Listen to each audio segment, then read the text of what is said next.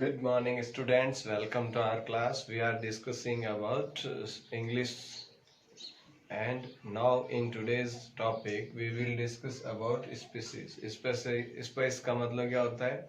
मसाले. तो species का मतलब मसाले. मसालों को जो है वो इंग्लिश में क्या कहते हैं, आज अपन इस टॉपिक पे डिस्कस करेंगे. तो सबसे पहले देखो, कैरावे. कैरावे का मतलब होता है अजवाइन. जो अजवाइन होती है अपने, उसको अपन कहते हैं कैरावे. ठीक है, एनिथोल भी कहते हैं, कैरावे भी कहते हैं. इसके बाद देखो कैटीचू. कैटीचू का मतलब होता है कत्था.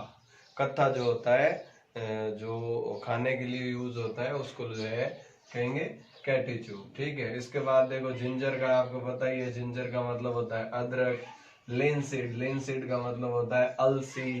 कार्डामोम का आपको पता ही है. कार्डामोम का मतलब है इलायची. मस्क का मतलब है कस्तूरी. ब्लैक पेपर का भी आपको पता ही होगा, काली मिर्च. सैफरॉन का मतलब है केसर. Poppy seed. पॉपी सीड का मतलब है खसखस. सैंडल का मतलब आपको पता ही है चंदन. ठीक है. उसके बाद कमिन सीड का मतलब जीरा. जीरा जो कि अपन सब्जी में डालते हैं या लस्सी बनाते हैं, तो उसमें भी जो है शक्कर के साथ मिलाकर बनाते हैं. इसके अलावा देखो बेसिल. बेसिल का मतलब होता है तुलसी. ठीक. फिर देखो सिनामन. सिनामन का मतलब है दालचीनी. उसके बाद देखो कोरिएंडर सीड. कोरिएंडर सीड का मतलब है धनिया. भाई हरा धनिया हो तो ग्रीन कोरिएंडर हो जाएगा. ठीक है. धनिया का पत्ता अगर यूज करेंगे तो कोरिएंडर लीफ कह सकते हो, या कोरिएंडर ग्रीन कोरिएंडर भी कह सकते हो. और अगर आखा दाना जिसको अपन कहते हैं, सूखे हुए धनिया जो है, उनको अपन काम लेंगे तो उनके लिए वर्ड जो यूज होगा वो होगा कोरिएंडर सीड. इसके बाद देखो मेंथोल. मेंथोल को पुदीने का जो सत होता है, पुदीने का सत, उसको अपन कहते हैं मेंथोल. ठीक है. इसके बाद रेड चिल्ली का आपको पता ही है. चिल्ली का मतलब क्या होता है? मिर्ची. रेड पेपर भी कह सकते हैं, रेड चिल्ली. इसके बाद देखो लिक्राइस. लिक्राइस क्या होता है? लिक्राइस अपन कहते हैं मुलेठी को. मुलेठी जो होती है उसको लिक्राइट. फिर देखो क्लोव. क्लोव का मतलब होता है लौंग. ठीक है. तो जो लौंग होता है उसको अपन कहते हैं क्लोव.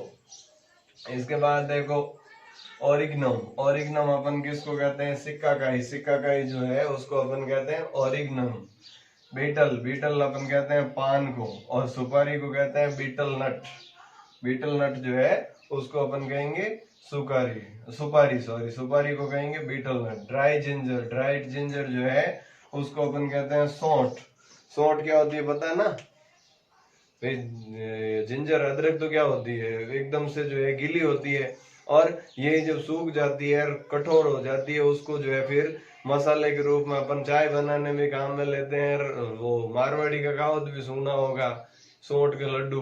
तो लड्डू बनाने में भी काम आते हैं. इसके बाद देखो एनीसीड. एनीसीड कहते हैं अपन सौंफ को.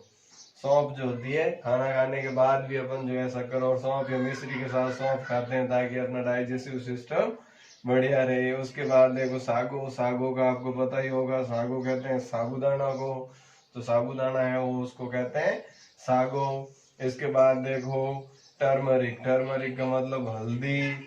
और अस्पेटिडा. अस्पेटिडा अपन कहते हैं हींग को. हींग जो होती है उसको अपन कहते हैं अस्पेटिडा. ठीक है. तो इस प्रकार से जो स्पाइसेस जो है, जो भी मसाले हैं, उन मसालों के इंग्लिश नाम जो है कि भाई उनको अंग्रेजी में क्या कहते हैं, इसके बारे में अपन ने चर्चा की. एक बार आप इसका स्क्रीनशॉट ले लें और अपनी कॉपी में नोट करें और इनको जो है लिखने का प्रयास करें, और साथ ही साथ इसको अपने day to day life, practical life में जो है इनको बोलने का भी प्रयास करें, ताकि ये शब्द आपके जुबान पे चढ़े और आपसे जो है जल्दी से जल्दी फेमिलियर हो और आप इनका उपयोग कर सको. भाई दोनों के लिए जरूरी है, हिंदी मीडियम इंग्लिश मीडियम दोनों के लिए. इंग्लिश मीडियम वाला है तो उसको हिंदी नाम जानना जरूरी है, और हिंदी मीडियम वाला है तो उसको इंग्लिश मीडियम या इंग्लिश नाम जानना जरूरी है. दोनों ही नाम आपके लिए, दोनों मीडियम के लिए जो है ये जानकारी जो है जरूर जो है जरूरी है और दोनों के काम की है.